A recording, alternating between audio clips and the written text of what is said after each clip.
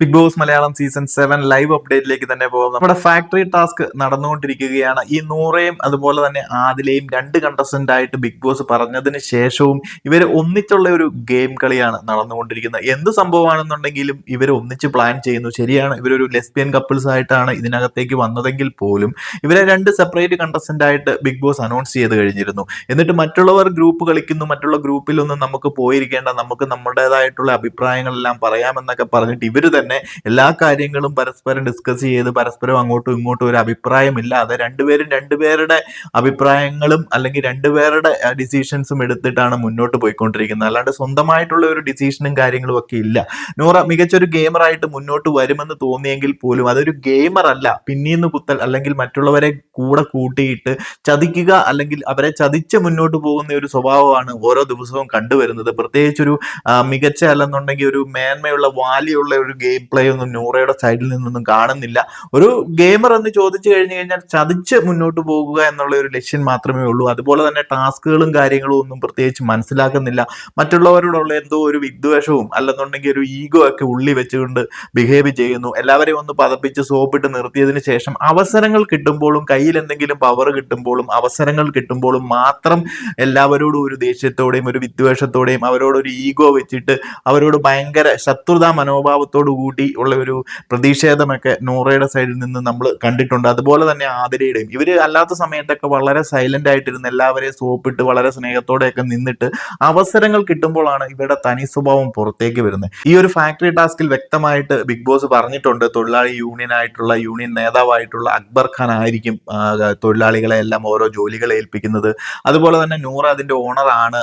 തൊഴിലാളികളുടെ കാര്യങ്ങളെല്ലാം നോക്കേണ്ടതും എല്ലാം അക്ബർ ഖാൻ ആണ്.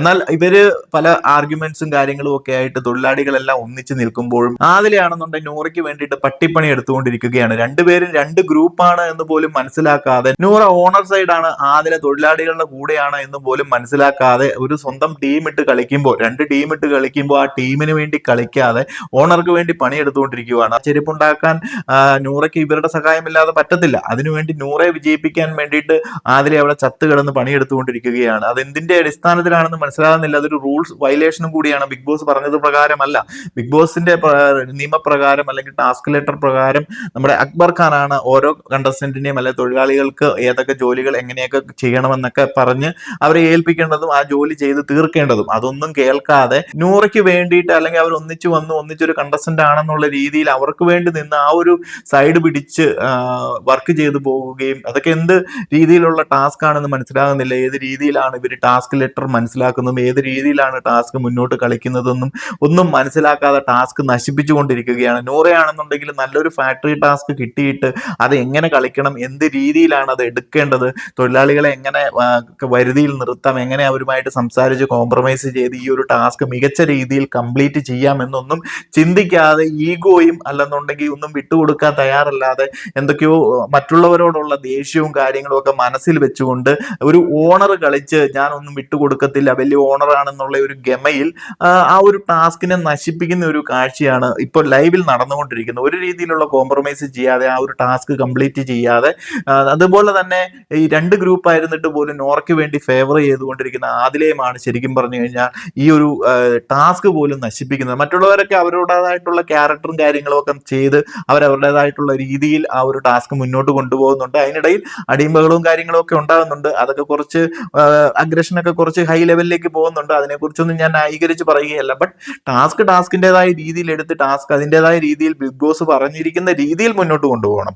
അതല്ലാതെ ആ റൂൾസ് എല്ലാം തെറ്റിച്ചിട്ട് നമ്മൾ മറ്റൊരു ടീമിനെ മാത്രം കുറ്റം പറഞ്ഞിട്ട് കാര്യമില്ല. എന്താണെന്നുണ്ടെങ്കിലും വളരെ മോശമായിട്ടാണ് നോറയും ആദരയും ഇപ്പോൾ ഓരോ ദിവസവും മുന്നോട്ട് വരുമ്പോൾ കാണപ്പെടുന്നത്. മികച്ച രീതിയിൽ വരുമെന്ന് തോന്നിയെങ്കിൽ പോലും വളരെ ഈഗോസ്റ്റിക് ആയിട്ട് വളരെ മോശമായ രീതിയിൽ മറ്റുള്ളവരെ താഴ്ത്തിക്കെട്ടി മറ്റുള്ളവരോട് സഹകരിക്കാൻ മേലാതെ സ്വന്തമായി ഒരു പവറും കാര്യങ്ങളും കിട്ടിക്കഴിയുമ്പോൾ മറ്റുള്ളവരെ എങ്ങനെയെങ്കിലും പിന്നീന്ന് കുത്തി വീഴ്ത്തി മുന്നോട്ട് പോകത്തക്ക രീതിയിലാണ് ഇവരുടെ പെരുമാറ്റവും കാര്യങ്ങളും ഒക്കെ കണ്ടുവരുന്നത്. എന്താണെന്നുണ്ടെങ്കിൽ നിങ്ങൾ കണ്ടിരിക്കുന്ന പ്രേക്ഷകർ ഇത് കണ്ടിട്ട് അല്ലെങ്കിൽ ഈ ഒരു ലൈവും കാര്യങ്ങളും കണ്ടിട്ട് ഈ ഒരു ടാസ്ക് കണ്ടിട്ട് നിങ്ങൾക്ക് ഇവരുടെ പെർഫോമൻസ് കണ്ടിട്ട് ആദിലയും നോറയും ഇവരെ ഒന്നിച്ച് രണ്ട് ഗ്രൂപ്പിൽ നിന്നിട്ട് ഒരു ഗ്രൂപ്പായിട്ട് നിന്ന് കളിക്കുന്നതിനെ പറ്റിയൊക്കെയുള്ള അഭിപ്രായം കാര്യങ്ങളും ഒക്കെ ഒന്ന് ഷെയർ ചെയ്യുക. അപ്പോൾ കൂടുതൽ അപ്ഡേറ്റുകളുമായി മറ്റൊരു വീഡിയോസ് കാണാം.